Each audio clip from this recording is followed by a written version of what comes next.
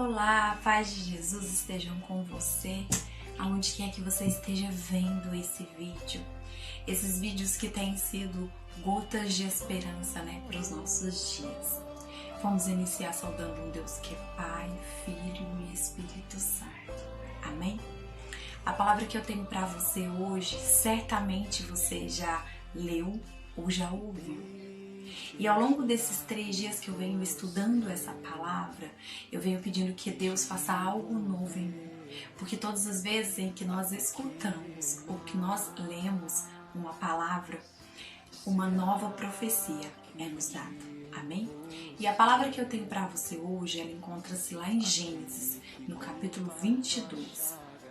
O sacrifício de Isaque.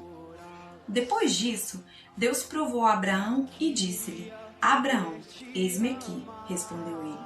Deus disse: toma teu filho, teu único filho, a quem tanto amas, Isaque, e vai à terra de Moriá, onde tu o oferecerás em holocausto sobre um dos montes que eu te indicar. Isaque foi a promessa da vida de Abraão, porque lá no capítulo 17 de Gênesis, Deus aparece a Abraão e faz um pacto, dizendo que Abraão ele seria pai de multidões, dizendo que Abraão se tornaria fecundo e que ele teria assim, uma posteridade, uma aliança eterna de geração em geração. Então Isaque passaria de geração em geração. A promessa que Deus havia feito a Abraão. Abraão não poderia ter filhos. Foram 25 anos esperando por Isaque. E eis que um dia, quando Isaque já estava com seus aproximadamente 12, 13 anos, Deus aparece a Abraão e pede seu filho Isaque em sacrifício. No dia seguinte, na madrugada, Abraão ele levanta, ele toma consigo 2 servos, Isaque e um jumento. Só que antes, Abraão ele corta os feixes, o que serviria ali para pegar o fogo para o holocausto. Abraão já se encontrava com muita idade, ele já estava aproximadamente com 100 anos. E por que ele não pediu seus servos para cortar? E por que ele não pediu Isaque mesmo para cortar aquela lenha? Porque essa palavra quer te dizer que quando o problema é seu, é você que tem que resolver. Então o problema era de Abraão, era ele quem tinha que resolver. Era ele e Deus, e mais ninguém. Eu imagino que Abraão passou uma noite assim, com a alma gritando, com a alma sofrida.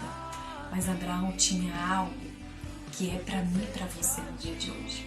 Ele tinha uma confiança em Deus, ele esperava em Deus, ele era obediente a Deus. Então Abraão tomou seus servos, tomou seu filho e o jumento e foi. Partiu para o lugar que Deus lhe tinha indicado. No 3º dia, levantando os olhos, viu o lugar de longe. Ele viu o monte de longe, ele avistou.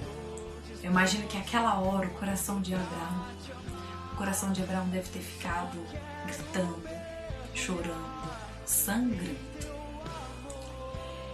Então, Abraão estava com seu filho e mais os seus 2 servos. Abraão teria que dar Isaque em sacrifício. Foi uma obediência que eu hoje devo aprender e que você deve aprender. E hoje, eu quero que essa palavra provoque no seu coração qual é o Isaque que você tem que pegar, andar 3 dias e levar para um monte para ser sacrificado. Talvez seja um trabalho que esteja te tirando da presença de Deus. Talvez seja uma amizade que esteja te tirando da presença de Deus. Talvez seja uma festa. Talvez seja algumas conversas. Talvez seja alguns ambientes. Qual é o seu Isaque? Eu tenho os meus. Você tem os seus. E todos os dias é um sacrifício novo. que nós temos que entregar para Jesus. Todos os dias é um sacrifício novo que a gente tem que entregar para Deus, para podermos viver a obediência. Porque nós precisamos aprender com Abraão a andar pela fé. Porque a fé, ela move montanhas. E eu vou te dizer o tamanho da fé que Abraão teve aqui no versículo 5. No versículo 5, eu achei duas coisas que me chamaram muita atenção. Eu fiquei completamente extasiada a hora que eu tive essa profecia para minha vida, quando eu li o versículo 5. Porque aqui no versículo 5, Abraão disse assim: ficai aqui com o jumento, ele disse aos seus servos, e eu e o menino vamos até lá, mais adiante, para adorar, e depois voltaremos a vós. Ele falou no plural, voltaremos. Ele acreditava que ele ia voltar com o menino, porque ele tinha certeza que Deus tinha algo para ele lá na frente. Porque ele tinha certeza de algo que está escrito lá no 1 Coríntios, no capítulo 2, versículo 9, que olhos não viram, nem ouvidos ouviram o que Deus tem para fazer pelos que o amam. Então o meu amor, o meu sacrifício de amor vai fazer os meus olhos ver o que eles nunca viram. Vai fazer os meus ouvidos ouvir o que nunca ouviram. O meu amor, a minha obediência, o sacrifício que eu tenho que dar para Jesus todos os dias vai ter que gerar em mim algo novo.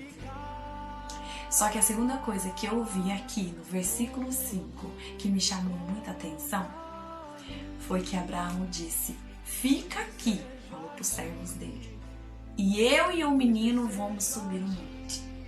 O que ele quis dizer novamente? Que o problema era dele com Deus. Era ele, Isaac e Deus. Então quer dizer, irmãos, que o problema é meu, é seu. O sacrifício é meu e seu. Não é de mais ninguém. Você não precisa ficar contando para ninguém os seus sacrifícios. Você não precisa ficar contando para ninguém os seus problemas. Pega o seu Isaac, sobe o Monte Moriá e vai ter lá com Deus a sua profecia. Vai ter lá com Deus a sua obediência. Vai ter lá com Deus a sua fé. Eu achei assim muito interessante esse versículo 5.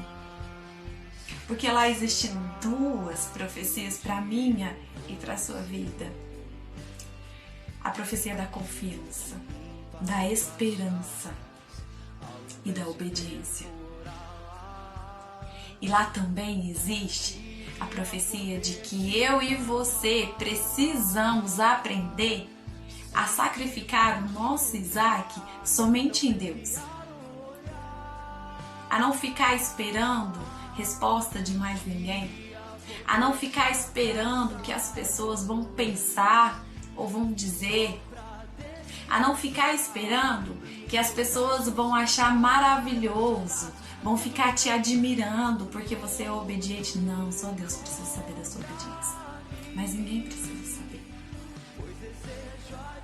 Então, que essa palavra provoque em você que o seu Isaac, se ele for entregue para Deus, olhos não viram ainda o que Deus pode te devolver.